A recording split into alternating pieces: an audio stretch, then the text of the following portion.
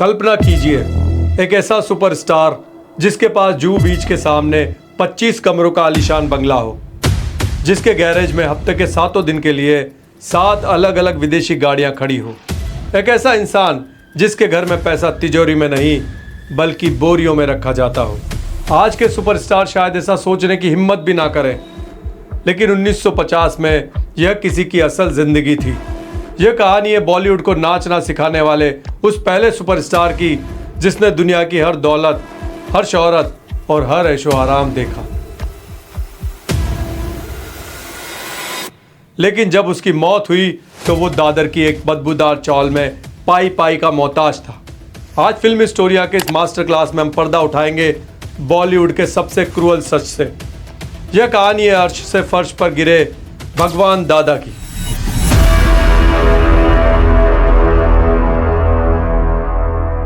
भगवान आभाजी पालव एक आम सा मिल मजदूर जिसे कुश्ती और बॉडी बिल्डिंग का शौक था। वो अपने साथी मजदूरों के हक के लिए लड़ते थे, इसलिए लोग उन्हें इज्जत से दादा कहने लगे।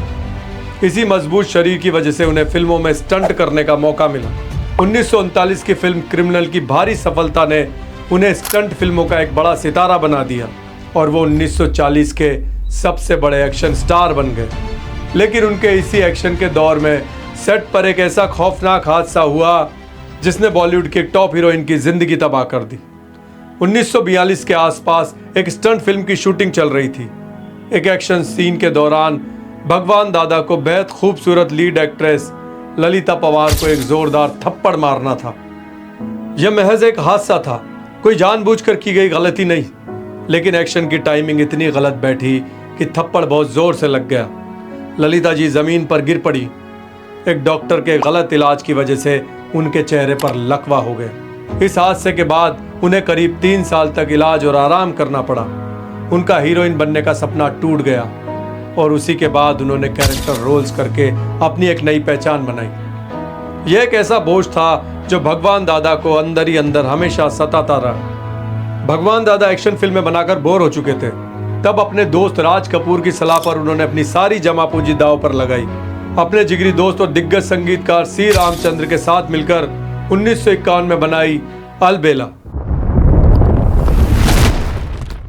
सी रामचंद्र कोई आम संगीतकार नहीं थे, वो बॉलीवुड के स्विंग किंग थे जिन्होंने हिंदी गानों में वेस्टर्न म्यूजिक और रॉक एंड रोल की शुरुआत की थी और आगे चलकर ए मेरे वतन के लोगों जैसी अमर धुन बनाई। इस फिल्म में इन दोनों दोस्तों ने एक बहुत बड़ा रिस्क लिया। भगवान दादा की जो कॉमेडी टाइमिंग थी उस पर उस दौर के किसी भी टॉप सिंगर की आवाज सूट नहीं कर रही थी। तब खुद सी रामचंद्र ने चितलकर नाम से उनके लिए प्लेबैक सिंगिंग की। अलबेला उस दौर की सबसे बड़ी म्यूजिकल हिट में से एक बनी, जिसके गाने पूरे देश में गूंजने लगे। उसने हिंदी सिनेमा में म्यूजिकल कॉमेडी स्टाइल को एक नई पहचान दी।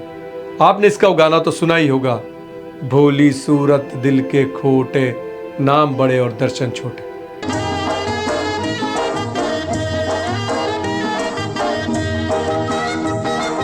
भोली सूरत दिल के खोटे, नाम बड़े और दर्शन छोटे, दर्शन छोटे। इस फिल्म ने बॉलीवुड को उसका पहला डांसिंग सुपरस्टार दिया। उनका डांसिंग स्टाइल पुराने साइलेंट एरा के कॉमेडियन से इंस्पायर्ड था, लेकिन उसमें भारतीय रिदम और कॉमेडी का एक यूनिक मिक्स था। घुटने हल्के से मुड़े हुए, आंखें मटकती हुई और हाथ एक खास अंदाज में हिलते हुए। अमिताभ बच्चन से लेकर गोविंदा तक हर किसी ने भगवान दादा के इस स्टाइल को अपना आदर्श माना। अलबेला ने भगवान दादा को इतना पैसा दिया जिसे वो गिन नहीं पा रहे थे। 25 कमरों का बंगला और 7 विदेशी कारें। उनका रुतबा इतना बड़ा हो गया था कि इंडस्ट्री के दिग्गज भी जब उनके ऑफिस में आते थे तो उन्हें इज्जत से भगवान सेठ कहकर बुलाते थे। वो दोनों हाथों से दोस्तों पर पैसा लुटाते थे। उस सफलता को दोहराने की जिद में उन्होंने उसी तर्ज पर झमेला और लाबेला नाम की फिल्में बनाई, जो बॉक्स ऑफिस पर औंधे मुंह गिरी, जिससे उनको काफी फाइनेंशियल लॉस हुआ। लेकिन उनके पतन की वजह सिर्फ फ्लॉप फिल्में नहीं थी, बल्कि उनकी हॉर्स रेसिंग की बुरी लत थी। जरूरत से ज्यादा खर्च और फाइनेंशियल प्लानिंग की भारी कमी थी। महालक्ष्मी रेस कोर्स में घुड़दौड़ पर दाव लगाकर उन्होंने अपनी दौलत को पानी की तरफ बहा दिया। जब पैसा खत्म हुआ तो उनके वही तथाकथित दोस्त गायब होने लगे। यहाँ तक कि उनके सबसे बड़े जिगरी दोस्त सी रामचंद्र, जिन्होंने उनके साथ मिलकर अलबेला रची थी, उन्होंने भी इस बुरे वक्त में भगवान दादा से पूरी तरह से दूरी बना ली। कर्ज चुकाने के लिए और खर्च संभालने के लिए एक एक करके उनकी 7 कारें बिक गई। उन्होंने अपना 25 कमरों वाला आलीशान बंगला भी बेचना पड़ा। जो भगवान दादा भगवान सेठ कहलाते थे, उनके परिवार के साथ दादर की एक बेहद साधारण चाल में शिफ्ट होना पड़ा। लेकिन इस कहानी का सबसे बड़ा दर्द अभी बाकी था। जिस इंसान के नाम से कभी फिल्में बिका करती थी, जिसके घर राज कपूर भी सर झुकाकर आते थे, आखिरी दिनों में अपने परिवार का पेट पालने के लिए उसी भगवान दादा को फिल्मों में जूनियर आर्टिस्ट के रोल करने पड़े। उन्होंने कई फिल्मों में छोटे छोटे रोल किए, जैसे उजाला, ताकि किसी तरह परिवार का खर्च चला सके। आप जो कुछ कहेंगे वो मैं करूंगा।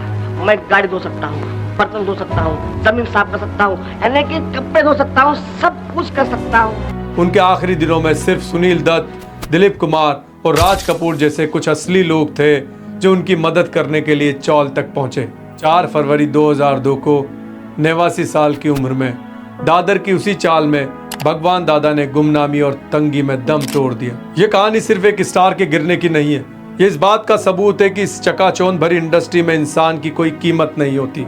कीमत सिर्फ उसके वक्त और पैसे की होती है। सिनेमा के पर्दे पर हम भले ही कितनी भी अमर कहानियां लिख लें, लेकिन असल जिंदगी का डायरेक्टर सिर्फ और सिर्फ वक्त होता है। शोहरत एक किराए के मकान की तरह है। जब तक आपके पास कामयाबी का किराया है, दुनिया आपको भगवान मानती है। लेकिन जब वक्त कट बोलता है और तिजोरी खाली होती है, तो इंसान के अपने साए भी उसका साथ छोड़ देते हैं। भगवान दादा की कहानी हमें सिखाती है कि इंसान अपने हुनर से आसमान तो छू सकता है, लेकिन अगर वो जमीन से पैर उठा ले तो उसकी कीमत उसे अपने वजूद से चुकानी पड़ती है। जिस इंसान ने पूरी दुनिया को अपने इशारों पर नचाया, आखिर में वक्त ने उसे ही अपनी उंगलियों पर सबसे दर्दनाक नाच नचा दिया। जिस इंसान ने बॉलीवुड को नाचना सिखाया, किस्मत ने आखिर में उसे सबसे दर्दनाक नाच नचा दिया। अगर शोबिज़ के इस खौफनाक सच ने आपको अंदर तक हिला दिया हो, तो फिल्म स्टोरियों को अभी सब्सक्राइब करें। मिलते हैं अगली किसी नई कहानी के साथ।